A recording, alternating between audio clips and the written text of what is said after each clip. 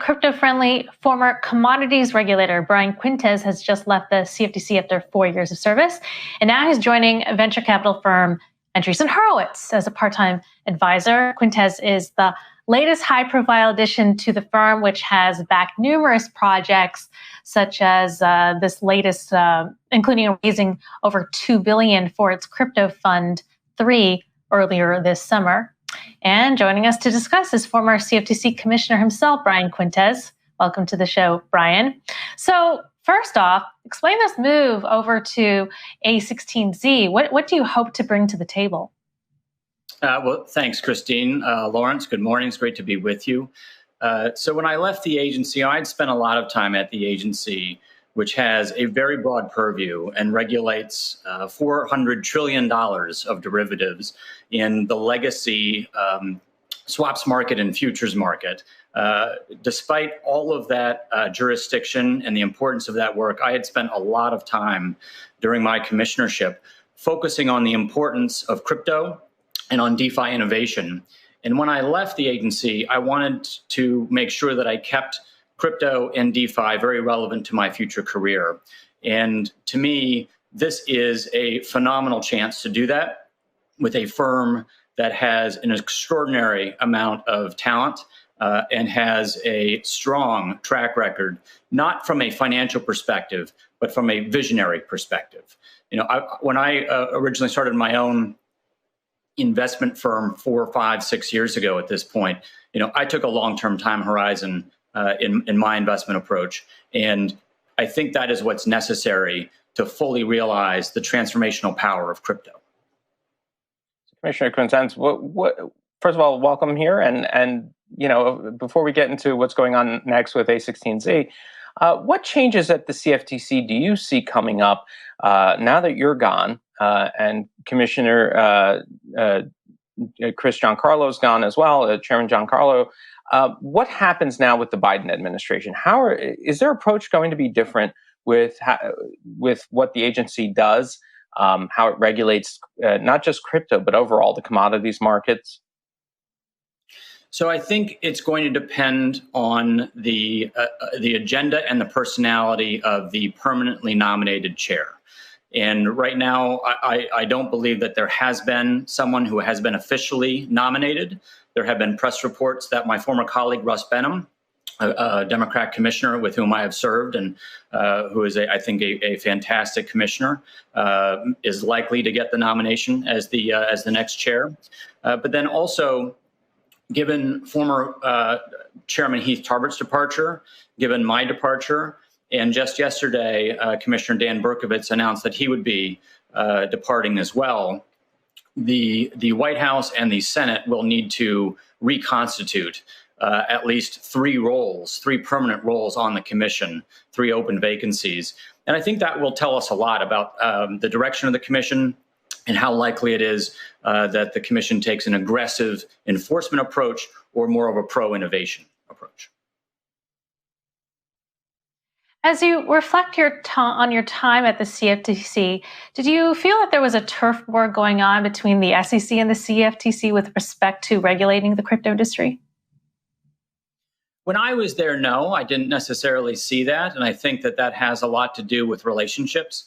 I had a very strong relationship with Chairman Clayton. I know former Chairman Chris Giancarlo and then former Chairman Heath Tarbert had very close relationships with former Chairman Clayton. I still have a very close relationship with current Commissioner Hester Peirce.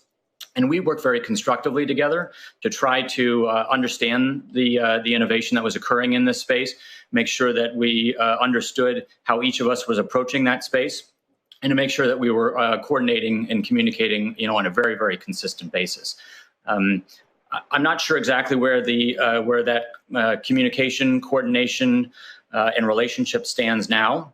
I think, as new personalities come into these roles, it's up to them to, take an approach that they view as appropriate. If that means, coordinating well between the agencies and trying to be pro-innovative, then I think that's a very positive thing. But to the extent that our jurisdictions, do overlap, and there is a lack of clarity on a number of products that are currently being traded out there, and which, if any, regulatory structure they should fit within. I think that's going to be an important relationship that hopefully maintains its positivity going forward. So, Brian, did the SEC overstep its bounds when dealing with Coinbase? As you know, they reached out to them, and there's a bit of an issue now with Coinbase's lending program. Is that something that should be regulated by the SEC? Or should there be, who should be regulating that kind of a service, crypto lending? Do you think it should be the SEC, or should it be the CFTC, or should it be another commission or another agency in the federal government? So I'm not, first of all, I'm not even a lawyer. I have a markets background, and I think that added a lot to the commission, because the commission has a lot of lawyers, and all of my former colleagues at the commission level were lawyers, and I am certainly not even a securities lawyer. So it's very difficult for me to provide any analysis on that. I do think that the SEC is the agency that has always done that, and but if I take a step back, my feeling, and I watched your interview with my good friend and my former chairman, Chris Giancarlo. If I take a step back, I think we need to ask ourselves, are the laws that are trying to be applied, to this new innovation and to this new space, are those the laws that we would create now, in response to any issues or problems or dynamics that currently exist? I would probably say no. I would probably say that the new innovation that we see, a lot of the transparency around it, the use cases, the value that's been created, I don't necessarily think applying 80-year-old laws to these kinds of dynamics are really the best way that government can promote innovation, wealth creation, and access to financial inclusion. So along those lines, should the CFTC regulate stablecoins? Do you see a role for the CFTC in the stablecoin markets? Along those lines, the CFTC seems to be more crypto-friendly and more innovation, at least for now, compared to the SEC when it comes to more pro-innovation. Is that something that should be under the CFTC's umbrella, or do you think that because of the nature of some stablecoins that have, let's say, aren't cash backed, and instead you're using assets, do you think that feels more comfortable from your perspective as somebody who's a markets person and who was a commissioner? Should that be better suited for the SEC? So I think the stablecoin landscape as it just currently exists, has a broad spectrum in terms of, fully transparent, fully regulated already, at some, within some states and jurisdictions, through their crypto laws, or even their legacy, trust laws and financial institution laws. And some are not, and some have less transparency. I think, the dynamic gets a little bit harder when you start talking about pooling, those assets into some vehicle and having some level of an investment management approach around those assets. I think that starts to implicate a little bit more of the traditional, financial investment model, and brings into focus, one of the bases for, investor protection and investment management regulation, which was, asymmetric information between management teams and potential investors. But if there is a process, and I think that there is a jurisdiction and there is a framework that allows for this, where a stablecoin can be issued and its reserves are fully transparent and they are 100% cash based, then I think it takes a lot of those issues and potential problems off the table. I've also never been fully convinced that throwing around the financial stability word is the right way to try to bring in or expand jurisdiction over new products and innovation. I think that the financial stability mandate of the government has traditionally been focused on centralized intermediaries and financial institutions, specifically around banking activities. And so, I'm not necessarily convinced that that anyone's saying at some point there may be a financial stability risk, and therefore we need to apply, stringent regulation on this activity, to me is really the best, rationale from a good government perspective to looking at innovation that we're seeing right now. It's interesting you say that, because a lot of crypto companies are confused as to what to do. When we see that in the case of Coinbase, I wonder if you can sympathize. I mean, they're a company, they want to do things by the book, by the rules. They're trying to consult with the SEC.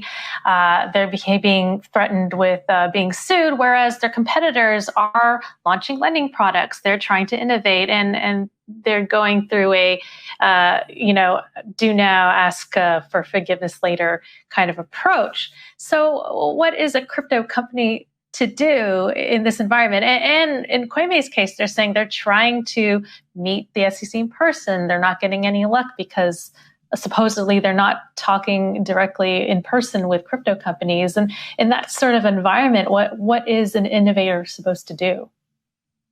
Well, I'm not obviously intimately familiar with the dialogue that's been happening between Coinbase and the SEC. I did read Brian Armstrong's tweets, and I think there was an obvious sense of frustration and some sense of unfairness, as well as I guess I would say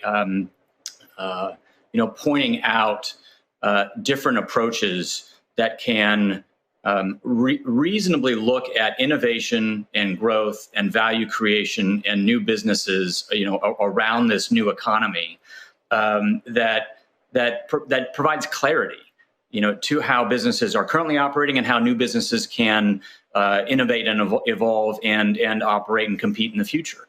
And again, I think, from what former Chairman Chris Giancarlo said yesterday or the other day, and I was at the agency, when we considered some guidance around crypto products and what constitutes the actual delivery of a virtual asset. And there was a lot of discussion about whether or not that was the appropriate guidance that we should issue. But the fact is that, we put forward guidance to try to provide clarity, before we took an enforcement approach. And I've always felt, and I've given a number of speeches on this, I've always felt that that's the right way to look at innovation. Regulation, setting policy through enforcement, in my view, is wrong. And you look at the value that's been created, the wealth that's been created through this innovation. I mean, just from a token market cap perspective, I think we're around $2 trillion, and that has nothing to say about all of the companies and jobs that are being created to service, that economy. And if we were to apply a certain regulatory regime that may fit, legally, but not, rationally around this space, I think it's arguable that the United States could have precluded all of this development and precluded all of this wealth creation. And if that's the case, we need to ask ourselves, well, what are we giving up? If we're saying, that we want to protect investors on the one hand by applying, these rules stringently, but yet if we were to have done so, we would have precluded investors or owners from achieving such extraordinary levels of wealth generation with inclusivity and open access. I think that cost benefit analysis is pretty far off.